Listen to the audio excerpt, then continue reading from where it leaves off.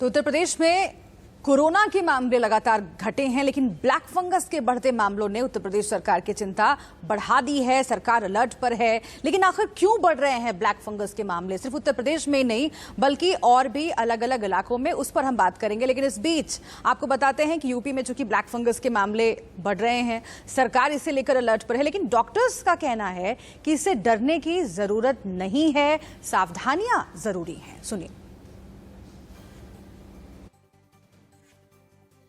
Fungus नाम की जो इस समय जो फंगस का इन्फेक्शन चल रहा है वो एक अपॉर्चुनिस्टिक फंगस है, जिसको हम बोलते हैं म्यूकोरमाइकोसिस, म्यूकोरेल्स बोलते हैं इसको, जिसकी वजह से इन्फेक्शन होता है। ये फंगस देखने में वाइटी होती है, लेकिन जब ये इन्फेक्ट करती है तो वहाँ की जो ब्लड सप्लाई है तो उसको रोक देती है। ये एंजियो इन्वेजिव फंगस है, यानी कि जो वेसल्स हैं उसको इन्वेड करती है और उसमें थक्का जमा देती है। जब ब्लड सप्लाई बंद हो जाती है तो वो हिस्सा जिसको ब्लड सप्लाई बंद हुई है वो ब्लैक हो जाता है। इसलिए लोग बागों ने इसको ब्लैक फंगस कहना शुरू कर दिया। फंगस तो वाइट ही है, और इसलिए जो हम लोग कहते हैं कि येलो फंगस है, ब्लैक फंगस है, वाइट फंगस है, इस समय इशू जो है म्यूकोरमाइकोसिस का है, म्यूकोरेल्स का है। अब इससे बचा कैसे जा सकता है? म्यूकर कहाँ पे मिलता है? म्यूकर वहीं पे मिलता है जहाँ सड़ी गली चीज़ें होती हैं, जहाँ से कि सब्जियाँ गल रही हैं, पड़ी हैं, या फ्रूट्स पड़े हैं, या लकड़ी है जो वो गल रही है, पत्ते हैं जो गल रहे हैं, तो वहाँ पर होता है। तो जितनी गंदगी है एक तो ये साफ़ होनी चाहिए, और दूसरा जो है मास्क लगाना चाहिए। ये भी के कुल मेरठ में केसेस हैं 147। नए केसेस कल की तारीख में 11 आए थे। 9 लोगों को डिस्चार्ज कर दिया गया था। एक्टिव केसेस पूरे मेरठ के अंदर 88 हैं। इसके अंदर मेरठ के भी पेशेंट्स इंक्लूडेड हैं, और अगल बगल के जो ज़िले हैं हमारे अड़ोस पड़ोस के, उनके भी सब मिला के इंक्लूडेड हैं। इंजेक्शन सरकार द्वारा उपलब्ध कराए जा रहे हैं, और इनको मेडिकल कॉलेज के अंदर उपलब्ध कराया जा रहा है। हालांकि नेशनल लेवल पे संभव था, क्योंकि इसका प्रोडक्शन कम है, लेकिन काफ़ी लोगों को एंटी फंगल की दवाई मिल रही है। तो कुछ खास मेहमान हमारे साथ जुड़े हुए हैं ताकि ब्लैक फंगस के खतरे को समझा जा सके। आखिर क्यों भारत में ब्लैक फंगस के मामले अलग अलग राज्यों में सामने आ रहे हैं और बढ़ते ही जा रहे हैं, इस पर हम बातचीत करेंगे। कौन कौन से डॉक्टर जुड़े हुए हैं ये मैं आपको बता देती हूँ। डॉक्टर विजय बंग हमारे साथ जुड़े हुए हैं, कार्डियोलॉजिस्ट हैं। डॉक्टर अनिरुद्ध मालगांवकर हमारे साथ जुड़े हुए हैं, मेडिकल सुपरिंटेंडेंट ठाणे, आपका स्वागत है। डॉक्टर प्रदीप जैन जुड़े हुए हैं, बाल रोग विशेषज्ञ हैं, आप सभी का बहुत बहुत स्वागत है। लेकिन शुरुआत में डॉक्टर अनिरुद्ध मालगांवकर जी आपके साथ करना चाहती हूँ, और सबसे अहम सवाल यही है, बार बार ये कहा जा रहा है कि स्टेरॉइड्स के बेजा इस्तेमाल की वजह से और अंधाधुंध इस्तेमाल की वजह से, प्रिस्क्रिप्शन से आगे जाकर अगर स्टेरॉइड्स का इस्तेमाल किया जा रहा है बिना सोचे समझे, तब ब्लैक फंगस बढ़ सकता है। लेकिन क्या दुनिया के जो और भी देश हैं जहां पर कोरोना ने तबाही मचाई, वहां भी ऐसे मामले हैं ब्लैक फंगस के? अगर नहीं है तो भारत में ही क्यों ब्लैक फंगस के इतने सारे मामले देखने को मिल रहे हैं?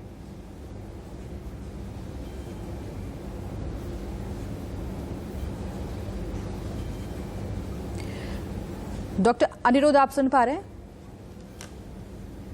जी मैडम, जी, सुन पा रहा हूं। आखिर क्यों भारत में ही ब्लैक फंगस के मामले सामने आ रहे हैं इतनी बड़ी संख्या में? मैडम, ब्लैक फंगस जो है ये एक प्रकार का फंगस है, एल्गिस है। अब स्टीरॉइड जो है, अब ब्लैक फंगस उन्हीं में दिक्कत है कि इम्यूनो कॉम्प्रोमाइज है, उनकी प्रतिरक्षा प्रणाली कम होती है।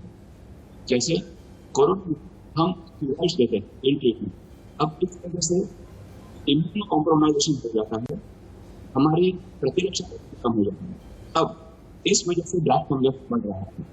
पर क्योंकि ये बताया गया है कि फंगस कहाँ पर होगा, जहाँ पर गीली चीजें ज्यादा होगी, वन, और दूसरी जगह जहाँ पर गंदगी होगी।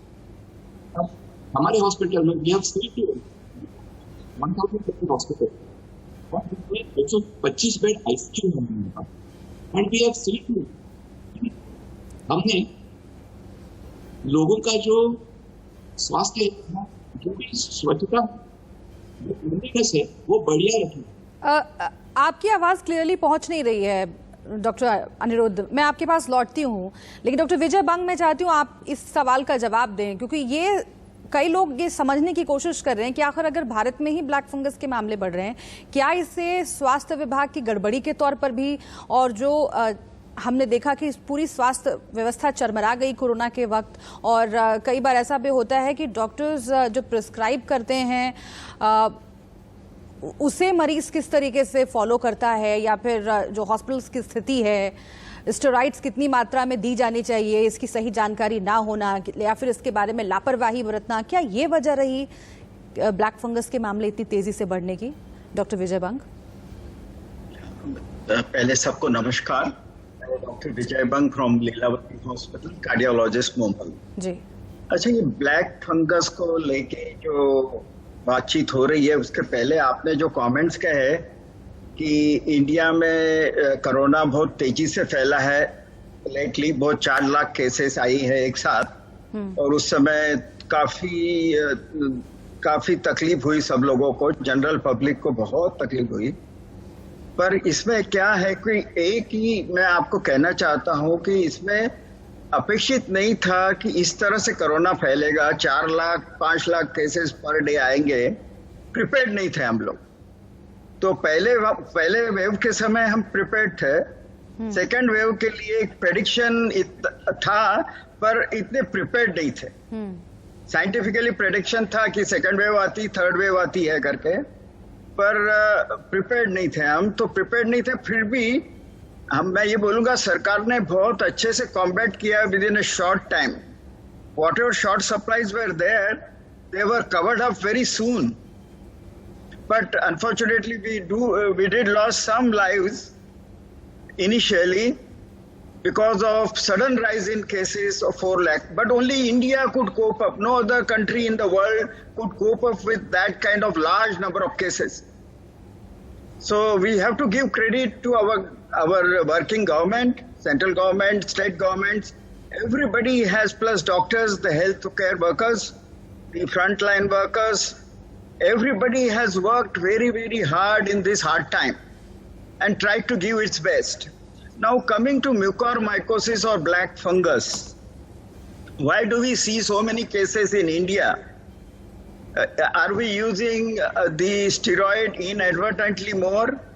That is one question. Second, is our immunity going down during this period? This is second question. Third question is, are the patient अगर आप हिंदी negligent? में बता पाएं तो दर्शकों को, ज्यादातर दर्शकों को बेहतर समझ में आए। जरूर मैं हिंदी में बात करूंगा आपसे जी। मैं ये कहना चाहता था कि म्यूकोरमाइकोसिस के जो ब्लैक फंगस हम कह रहे हैं, उसकी काफी केसेस हमको देखने मिली इंडिया में, एज कंपेयर टू जब हम कंपेयर करते कि दूसरे देशों में इतनी केसेस नहीं थी जितनी हमारे यहाँ हुई है। उसका 3-4 कारण हो सकता है। एक तो हमारी प्रतिरोधक शक्ति कम हो गई स्टेरॉइड्स की वजह से, एक ये पॉसिबिलिटी है। दूसरी पॉसिबिलिटी है हम ज्यादा स्टेरॉइड यूज कर रहे हैं और मतलब टाइमली नहीं यूज कर रहे, पहले से शुरू करते रहे, जी। ये पॉसिबिलिटी है जी। तीसरी पॉसिबिलिटी है कि हम लोगों को पता ही नहीं है कि पेशेंट्स में, पॉपुलेशन में एजुकेशन ही नहीं है कि जब ऐसा इन्फेक्शन होता है तो फंगल इन्फेक्शन भी हो सकता है जब इम्यूनिटी कम है। बिल्कुल, इसीलिए मैंने शुरुआत में कहा कि क्या स्वास्थ्य महकमा और पूरी स्वास्थ्य पद्धति जिस तरीके से काम कर रही है, क्या उसे भी इसमें जोड़ा जा सकता है? ठीक है, मैं आती हूँ आपके पास सर। डॉक्टर प्रदीप जैन, जी, डॉक्टर प्रदीप जैन, मेरे पास वक्त बहुत कम है, इसलिए डॉक्टर जैन मैं आपसे भी जानना चाहती हूँ, आपका मत क्या कहता है, आखिर क्यों ब्लैक फंगस के मामले आ रहे हैं? और फिर अब तो ये देखा जा रहा है कि कोरोना से जो ग्रसित नहीं थे उनमें भी ब्लैक फंगस के मामले आ गए। देखिए, ये तो सबको नमस्कार, और आपने हमें मौका दिया अपनी बात कहने का, इसके लिए धन्यवाद। ये एक नई बीमारी है और कुछ नए कॉम्प्लिकेशंस हम जरूर देखेंगे। जहां तक बच्चों का सवाल है, सौभाग्य से बच्चे इतने गंभीर बीमार सेकंड वेव तक नहीं हुए हैं, उसमें बहुत ज्यादा ब्लैक फंगस या उससे रिलेटेड कॉम्प्लिकेशंस नहीं देखे गए हैं।